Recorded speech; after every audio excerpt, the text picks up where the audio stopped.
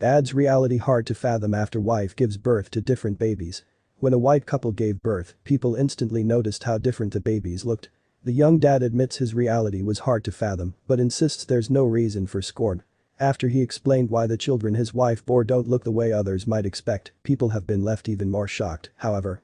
Aaron and Rachel Halbert are white evangelicals who, along with their children, are turning some heads. The couple has 5 children who are not white like their parents. But it's how their family came to be that's really shocking others. Well, the Halberts adopted their oldest son, who's African American, and their oldest daughter, who's biracial, as infants. Rachel actually gave birth to the couple's younger triplets, who happen to be black. So, how did a white woman, who's married to a white man, give birth to 3 babies, who are obviously not the same race as their parents?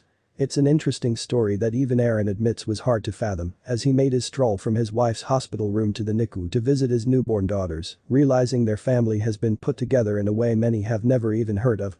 Aaron and Rachel Halbert's triplets were adopted as embryos after being frozen for 15 years, when the couple's commitment to the protection of the unborn and their desire to add to their family led them to the National Embryo Donation Center, NEDC, a Christian embryo bank. For us, NEDC is doing yeoman's work of setting a standard of what it means to have a high view of embryos, a high view of life, a high view of children, Aaron said.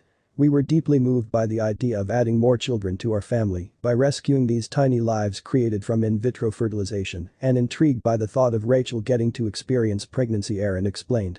With an estimated 625,000 to 1 million embryos in frozen preservation in the United States, the Halberts saw an opportunity that was a logical outcome of being pro-life for the couple. We live in a world with hundreds of thousands of embryos frozen in the United States alone. Most who aren't selected by their biological parents or donated to science or destroyed are kept frozen, Aaron explained. If Christians or others really believe life begins at conception, it follows that we should respond by being willing to support embryo adoption and even take part in it ourselves. The choice to select African American embryos began with the adoption of their first child. Although the couple was fertile, they were deeply convicted that involving themselves in adoption was one of the best ways to be pro-life. Knowing that it is often more challenging to find adoptive homes in the United States for non-Caucasian children, we informed the agency that we were willing to accept any child except a fully Caucasian child, Aaron recalled. We knew, especially in the South, that a white couple with non-white children would draw a myriad of different reactions, Aaron admitted, but he and Rachel were undeterred. Grasping diversity will make the world stronger as we marvel at God's creative genius on display through his people's varying pigments, personalities, and proficiencies. Our differences are cause for celebration, not scorn, Aaron said.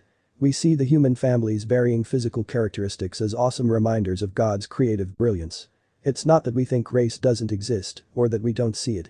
In fact, it's the opposite, we see it and we embrace it, he furthered.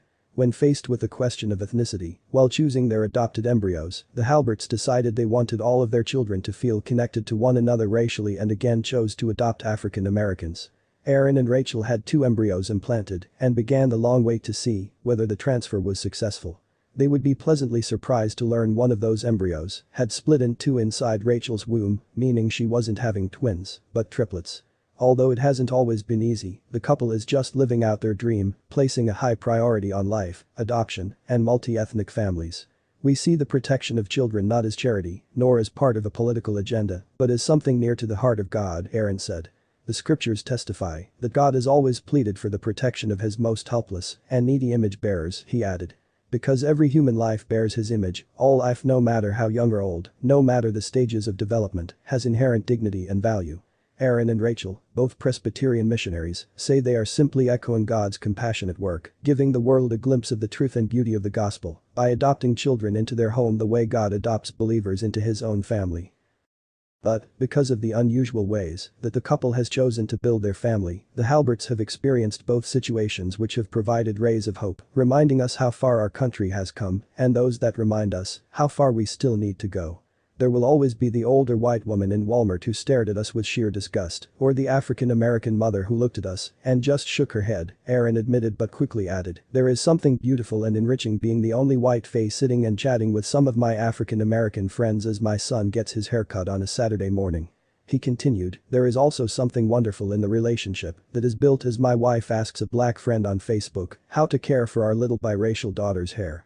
The beauty of a multi-ethnic family is found there, in the fact that the differences are the very thing that make ours richer and fuller.